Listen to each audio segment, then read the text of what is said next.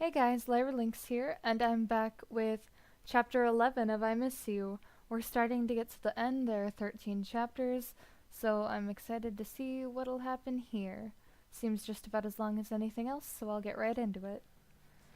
May woke up very early the next day so that she could pack up her important belongings. May dragged out a suitcase from her closet and laid it down on the floor, unzipping it. May grabbed a few pairs of clothes and tossed them in, along with some food, Pokéblock, and other supplies. Beautifly hovered around May as she did so, occasionally grabbing something for her trainer that it thought was precious. Once May had everything else packed, she grabbed all her Pokeballs and put them into the pack around her waist, including Beautifly, who she called back in. Once everything was set, May was about to head out, but then noticed something glimmering on her coffee table. The terracotta ribbon half. She almost forgot it.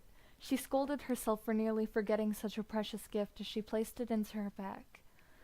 As she exited the house, she turned around, staring at the building she'd been staying in for so long.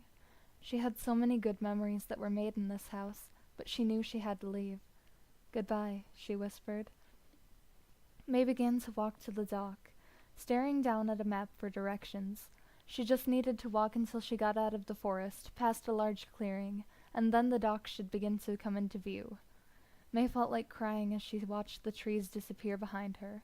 It was so sad to leave everything behind like this, but she had made up her mind. She was leaving, and nothing could stop her. Finally, all the trees disappeared as she arrived at the clearing. She took a short intermission, grabbing a snack.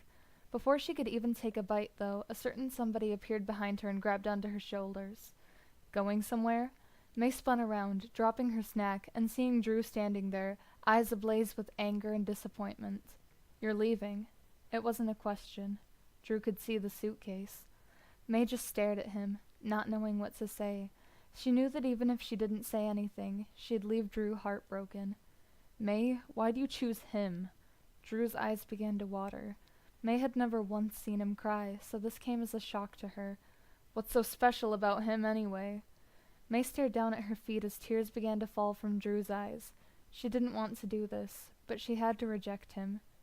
"Drew, I never wanted things to happen like this," she began, her voice trembling.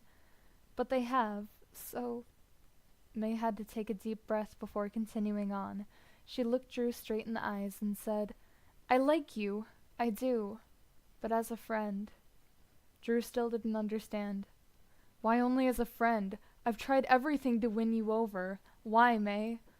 May bottled up every ounce of courage she had and spoke. "Drew, I just don't like you. You tease me and hurt me and compete with me all the time.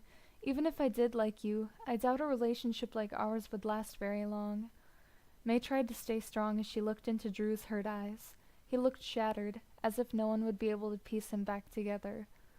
May decided to continue her speech. "I love Ash. He's always been there He's always been there for me and cheered me up. It's only natural that I'd fall for him." As May spoke, Drew's face contorted from misery into rage. He trembled in anger. Then finally, he snapped.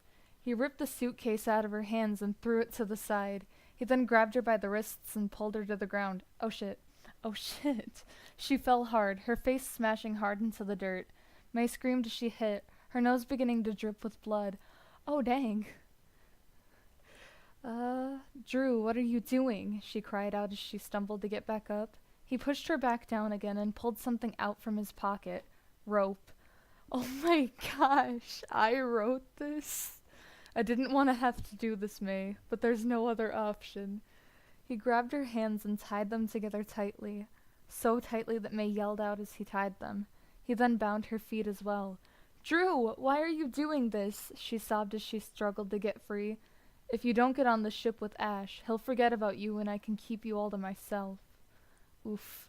Drew had an insane look in his eyes. He had really snapped. "Are you insane?" May cried out as he picked her up and threw her over his shoulder. He didn't answer. Instead he said, "You'll have to stop screaming or I'll have to duct tape your mouth shut." Oh my gosh! I was like 12 or 13 writing this. That's a little messed up. May ignored him as she screamed out for help, sobbing hard. Tears streamed down her face rapidly, making it almost impossible for her to see anymore.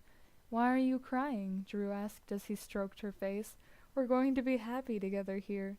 Please don't stain that pretty face of yours with tears. Oh my gosh. Drew's words only made her cry more. She cried that she wouldn't get to go to Unova with Ash. She cried about her bleeding nose. And she cried about this new evil kidnapper persona of Drew. Drew sighed, setting her down and taking out another item from his pocket. This time he pulled out a roll of duct tape. I told you not to scream or this would happen, he said as he ripped off a piece of duct tape and placed it onto her mouth. No, Drew, no. May cried even more than she thought possible as all her hope began to disappear. There was no chance that she could get to the ship now. She thought of every hope she'd had that would now disappear. Getting to see Ash every day, being able to see his smile, hearing his innocent laughter, being able to run her fingers through his raven hair, talking to him for hours on end, and getting to kiss him again. May's hopes all vanished as Drew picked her up again, beginning to carry her back into the forest. He could go to jail!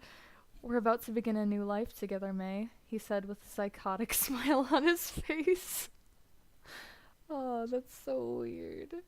May tried to scream through the duct tape, but failed miserably, of course. It was just no use.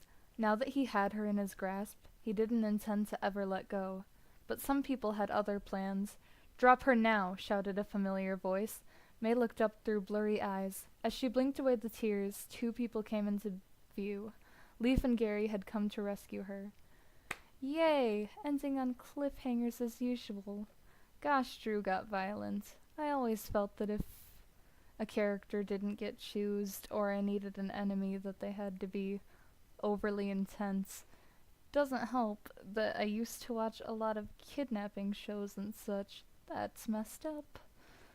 Well, I guess I'll look at the reviews for Chapter 11. Ruru, OMG, Drew, why are you doing this? I thought I knew you. This is really intense. What a violent scene, Ichigo. I'm well aware. Oh my. D-Master XD, this chapter was really emotional. Dang, Drew gone crazy, but yay for Gary and Leaf. Red Hood Lover, Super Leaf to the rescue. Oh yeah, and her sidekick Gary. Cool. Wow. So cliffhanger. I guess I'm just gonna end it there until the next chapter. I hope that those watching are enjoying so far. Leave a like, feel free to comment, and subscribe for more of this. I hope to see you in the next video. Bye.